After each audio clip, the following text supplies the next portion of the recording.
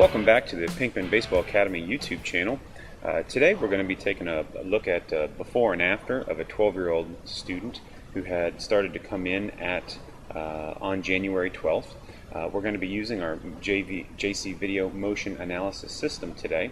And first we're going to show you kind of what he was doing before, and then we're going to take a look at what was happening on March 2nd when he came in after 2 months worth of lessons. And so today what we have, starting here in January, as we get our 12-year-old player up to leg kick, we notice that his hands are starting to separate a little early. As we start to see him begin to move forward towards foot strike, we notice that when players begin to separate their hands early, their arms tend to want to jump ahead of their lower body and get up into what we call our flex T position a little early. And as we take a look at our player here getting to foot strike, we notice that his stride length is a little short. Generally we want to have a stride length that's at least 90% of your height. Typically that's from your feet to your shoulders.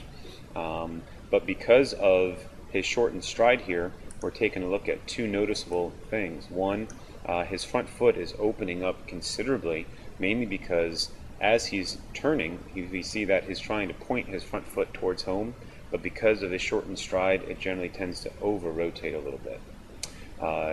Another thing that we also need to take a look at is where the ball has gone as he's now getting to foot strike. The American Sports Medicine Institute finds that when Little League players, when they are found with excessive flexion, that means that when the ball comes in behind their head, typically Little Leaguers are injured as a result of this more often than anything else.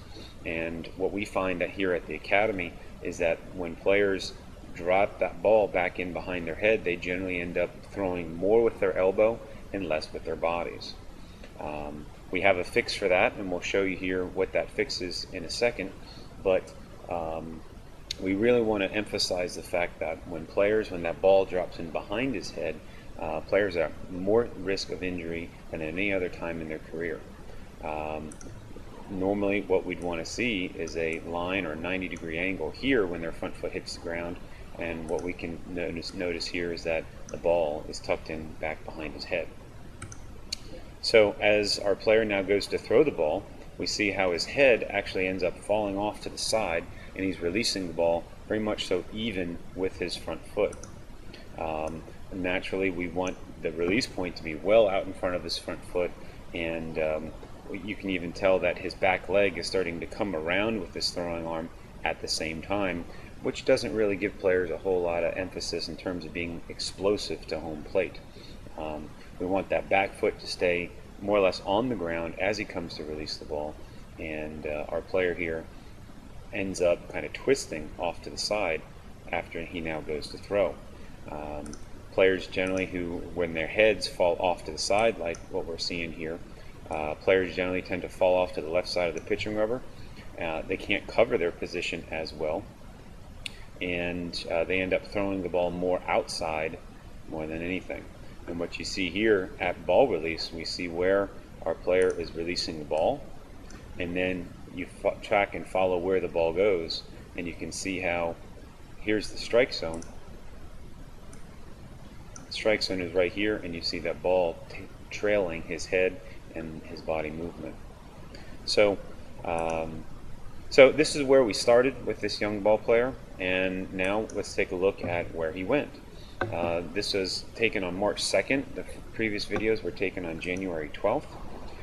Now we're going through what we call our ball of foot position drill, and you see that now as he extends out, our player is now, his hands are extending out together with his front foot, and you can notice that he's actually wearing a brace right now. We call this a throw max brace, and it's actually called a throw max brace, but it prevents the arm from bending in behind his head.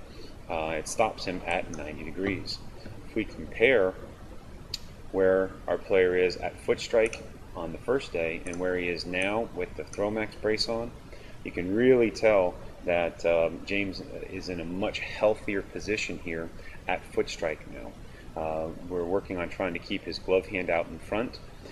Notice that his front foot is also much straighter on the target than it is here. And his throwing arm is in a much better 90-degree angle than it is back here, tucked in behind his head. As we now continue on to throw the ball, we see that although his release point still is pretty much at his front foot, notice that his back foot is trailing behind him, putting himself in a much stronger position. His glove hand is more out in front of him. But notice how you can actually even see his ear here as he's going to throw. His head is now much more upright versus here on the right side, where you see how his head is actually tilted much more off to the side.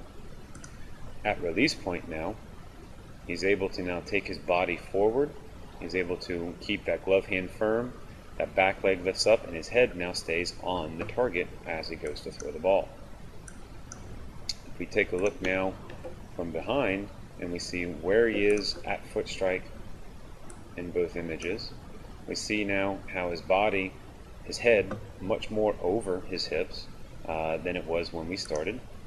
Even if we took a dot, a line, and drew it down, yes, there's still some improvement to be had, but when we take a look and notice the difference, when his head is much straighter, his arm is much more off to the side, and he's in a much more athletic position to be able to throw the ball. As he now goes to release the ball, we're able to now see how his body goes forward, and he throws the ball right down the middle of the plate. Although, yes, it's still high, which is a result of his early release, but we can now tell that as he goes to throw the ball, his head is now moving forwards, his body is now extending towards home plate, and he is able to be much more consistent and throw the ball in the strike zone than if he were to be pulling his head off to the side like we're seeing him do here on the right. So that's our before and after for today. Thank you for watching. If you have any questions, feel free to email us at info@pinkman.us, and have a great day.